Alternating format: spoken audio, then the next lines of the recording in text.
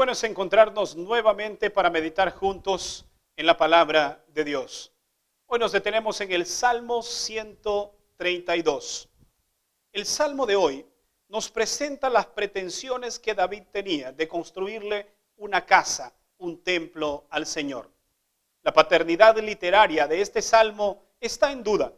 Sin embargo, algunos aluden que es un Salmo de Salomón porque en él se encuentra una porción que también encontramos registrada en Segunda de Crónicas, capítulo 6, versos 41 al 42. Notemos lo que dice. Levántate, oh Jehová, al lugar de tu reposo, tú y el arca de tu poder. Tus sacerdotes se vistan de justicia y se regocijen también tus santos. Por amor de David tu siervo, no vuelvas de tu ungido el rostro. Esto lo encontramos en los versículos del 8 al 10 del capítulo de hoy. Quien sea el autor, lo cierto es que este capítulo tiene principios que nos ayudarán para nuestro crecimiento espiritual. Veamos cuáles son las lecciones que nos deja el capítulo de este día. David es uno de los personajes que pasó por numerosas aflicciones. Algunas de las dificultades que David tuvo que atravesar fueron provocadas por otras personas, pero otras fueron provocadas por su propia conducta. Notemos algunas de las aflicciones a las cuales él se refiere.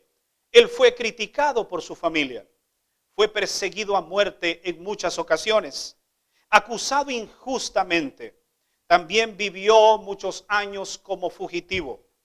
David enfrentó muchas guerras, sufrió las consecuencias de su pecado y sus hijos estuvieron rodeados de conflictos producto de las consecuencias del pecado de David.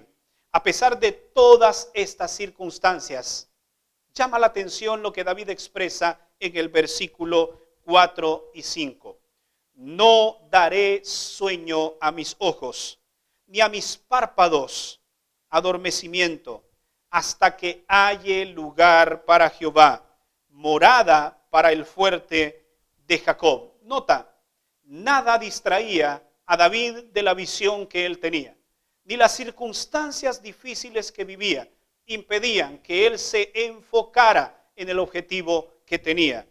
Tan ferviente era su deseo de hacer la obra de Dios que había relegado todo lo demás a un plano secundario. Aquí hay un principio maravilloso que debemos atesorar. Cuando se trata del cumplimiento de la obra de Dios, no hay tiempo que perder y todo debe pasar a segundo plano, porque la obra de Dios es importante y urgente. Esta canción o este salmo era cantada por los peregrinos en su viaje al templo en Jerusalén, principalmente cuando ellos asistían a las festividades. Ellos recordaban y entendían el gran corazón de David, el cual tenía para la casa de Dios y lo usaba como una inspiración.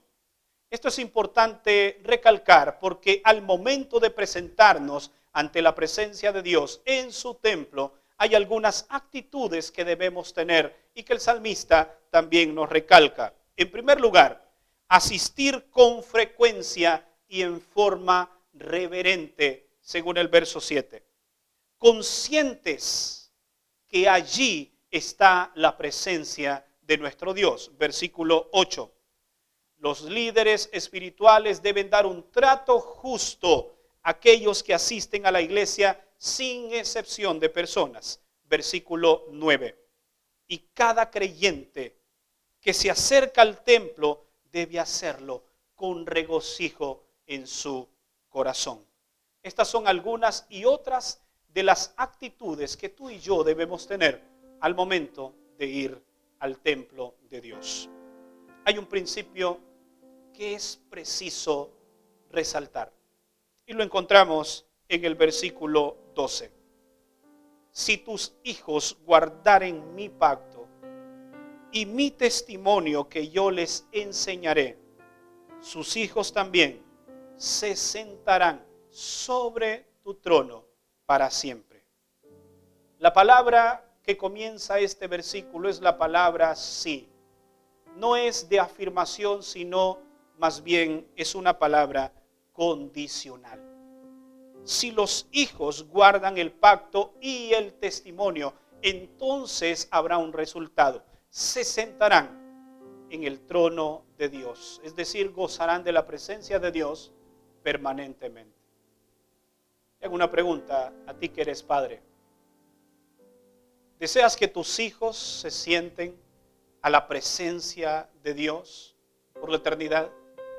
Sin duda, sí. ¿Qué debemos hacer? El versículo nos brinda una palabra importante. Es necesario enseñarles a nuestros hijos. ¿Cómo aprenderán?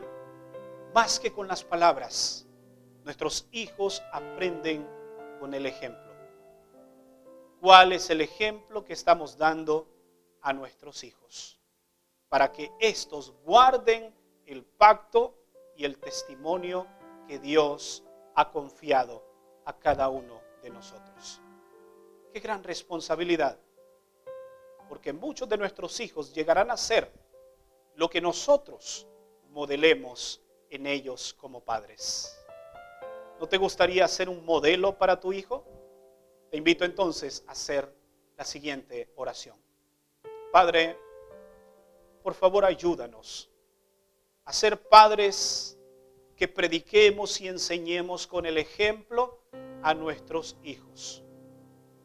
Sobre todo ayúdanos para que en la primera iglesia podamos tener actitudes buenas en el hogar y así poder ponerlas en práctica cuando nos presentemos al templo a adorarte.